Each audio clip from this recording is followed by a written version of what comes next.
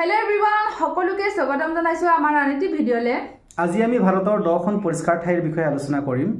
এই কেইদিন আমি ভিডিঅ' দিব পৰা নাই কাৰণ তাই অলপ অসুস্থ হৈ আছিল। হেতু কাৰণে আজিৰ ভিডিঅ'টো মই আধৰিব বিচাৰিছো। আশা কৰিছো আজিৰ ভিডিঅ'টো চাই আপোনালোকে ভাল পাব। তেন্তে বলক ভিডিঅ'টো আৰম্ভ কৰো। বন্ধুসকল, আপুনি ভ্ৰমণ কৰি ভাল পায় নেকি? বা আপোনাৰ ব্যস্ত চহৰীয়া জীৱনৰ পৰা বিৰতি ল'ব বিচাৰে নেকি? কেতিয়াও শেষ নোহোৱা যান-জঁট, কংক্ৰিটকৰ ঘৰ আৰু প্ৰদূষিত বায়ুৱে আপোনাৰ স্বাস্থ্যৰ ওপৰত নিশ্চয় প্ৰভাৱ পেলাইছে। যদি আপুনি আপোনাৰ জীৱনশৈলীৰ পৰিৱৰ্তনৰ বাবে আগ্ৰহী, তেনেহ'লে এই ভিডিঅ'টি আপোনাৰ বাবে অতি গুৰুত্বপূৰ্ণ। এই ভিডিঅ'ৰ জৰিয়তে আপুনি ভাৰতৰ শীৰ্ষ 10খন পৰিষ্কাৰ আৰু প্ৰদূষণমুক্ত গাঁও বিচাৰি পাব, য'ত আপুনি চহৰৰ উন্মাদনাৰ পৰা কেইদিনমান আঁতৰত কটাব পাৰে। আজিৰ এই তালিকাখনত অসমৰো 2খন ঠাই সন্নিৱিষ্ট হৈ আছে।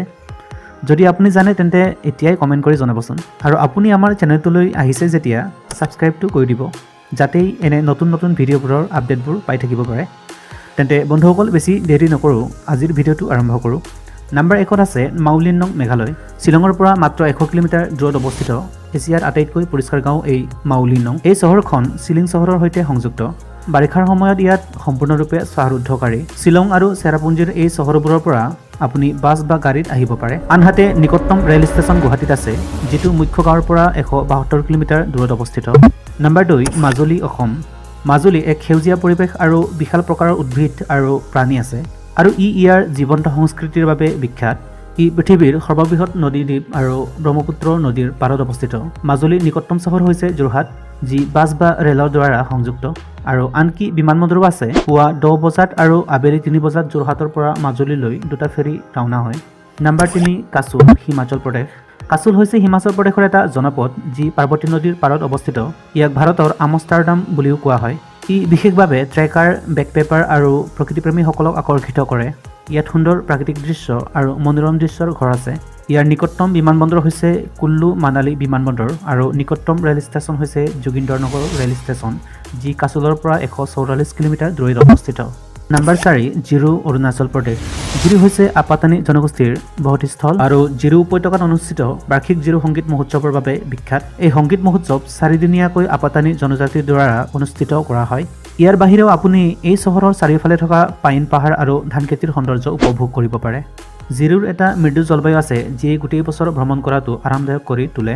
ইয়াক বিশ্ব ঐতিহ্য ক্ষেত্ৰ হিচাপেও তালিকাভুক্ত কৰা হৈছে। জিৰো ইটানগৰৰ পৰা 110 কিলোমিটাৰ দূৰত অৱস্থিত।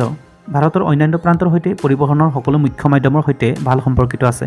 নম্বৰ 5, ইডুক্কি, কেৰালা। ইডুক্কিত শীতল বতাহ, জলপ্ৰপাত, সেউজীয়া পৰ্বত পাহাৰ, মূলতঃ প্ৰকৃতিপ্ৰেমীয়ে বিচৰা সকলোবোৰ ইয়াত উপভোগ কৰিবলৈ পাব। ইয়াৰ নিকটতম বিমানবন্দৰ হৈছে কোচিন আন্তঃৰাষ্ট্ৰীয় বিমানবন্দৰ, যি 130 কিলোমিটাৰ দূৰত অৱস্থিত, আৰু নিকটতম ৰেল ষ্টেচন হৈছে থেনি, যি 60 কিলোমিটাৰ দূৰত অৱস্থিত। নম্বৰ 6ত আছে ইয়ানা, কৰ্ণাটক। ইয়ানা হৈছে তীৰ্থযাত্ৰী, প্ৰকৃতিপ্ৰেমী, হাইকিং আৰু ট্ৰেকিঙৰ দৰে কাৰ্যকলাপ পছন্দ কৰা সকলৰ বাবে অতি উপযুক্ত ঠাই। ই পশ্চিম ঘাটৰ চিৰসেউজ অৰণ্যৰ মাজত ওখ হৈ থকা বিশাল স্ফটিকসদৃশ শিলৰ গঠনৰ বাবে বিখ্যাত। ইয়াৰ নিকটতম বিমানবন্দৰ হ'ল হুবলি, আৰু ৰেল ষ্টেচন হৈছে কুমলা। নম্বৰ 7, ৰংছাপাৰা, অসম। অসমৰ গোৱালপাৰা জিলাৰ প্ৰাকৃতিক সৌন্দৰ্যৰে ভৰা এখন সৰু পৰিষ্কাৰ গাঁও। ৰংছাপাৰা গাঁওবাসীয়ে যোৱা 20 বছৰ ধৰি পৰিষ্কাৰ তথা স্বচ্ছতা অভিযান চলাই আহিছে। ৰাজ্য চৰকাৰে 2016-17 বৰ্ষত অসমৰ আটাইতকৈ পৰিষ্কাৰ গাঁও হিচাপে ঘোষণা কৰি 5 লাখ টকাৰ পুৰস্কাৰ প্ৰদান কৰা হয়। নম্বৰ 8ত আছে মাথেৰান, মহাৰাষ্ট্ৰ। এই গাঁওখনক বাহনমুক্ত গাঁও বুলিও জনা যায়। মাথেৰান পশ্চিম ঘাটৰ শস্যদ্ৰী পৰিসৰত অৱস্থিত, যি সাগৰ পৃষ্ঠৰ পৰা 2006 ফুট উচ্চতাত আছে আৰু মুম্বাইৰ পৰা মাত্ৰ 100 কিলোমিটাৰ দূৰত অৱস্থিত। ইয়াত কোনো বাহনৰ অনুমতি নাই। ঠাণ্ডা বতাহ আৰু সতেজ প্ৰদূষণমুক্ত পৰিৱেশে পৰ্যটকসকলক আকৰ্ষিত কৰে। ইয়াৰ নিকটতম বিমানবন্দৰটো হৈছে মুম্বাই বিমানবন্দৰ, আৰু ৰেল ষ্টেচন হৈছে নেৰালত, যি 21 কিলোমিটাৰ দূৰত অৱস্থিত। নম্বৰ 9, দীক্ষিত ভিলেজ, লাডাখ। ই লাডাখৰ দূৰৱৰ্তী অঞ্চলত চক নদীৰ পাৰত অৱস্থিত। ইয়াক অতুলনীয় সৌন্দৰ্যৰে ভৰা ৰাজকীয় পৰ্বতমালাই আগুৰি আছে। ইয়াৰ বিমানবন্দৰটো হৈছে লেহ বিমানবন্দৰ। ৰাস্তাৰে যাবলৈ হ'লে আপুনি মানালী লেহ ঘাইপথেদি যাব পাৰে। নম্বৰ 10, আগাটি, লক্ষদ্বীপ। পানী ক্ৰীড়া বা ছুইমিং কাৰ্যকলাপৰ বাবে বিখ্যাত এই সৰু গাঁওখন সুন্দৰ সাগৰেৰে আৱৰি থকা লক্ষদ্বীপ দ্বীপপুঞ্জত অৱস্থিত। ইয়াত আশ্চৰ্যজনক জলবৈচিত্ৰ্য আছে। আপুনি ইয়াত scuba diving, sailing, snorkelling, glass bottom নাও ভ্ৰমণ, মাছ ধৰা আৰু ৱাটাৰ স্কাইং উপভোগ কৰিব পাৰে। ইয়াক বিমানৰ জৰিয়তে দৰ্শন কৰাটো সৰ্বশ্ৰেষ্ঠ। বিমানবন্দৰটো কেন্দ্ৰীয় শাসিত অঞ্চল লক্ষদ্বীপত অৱস্থিত।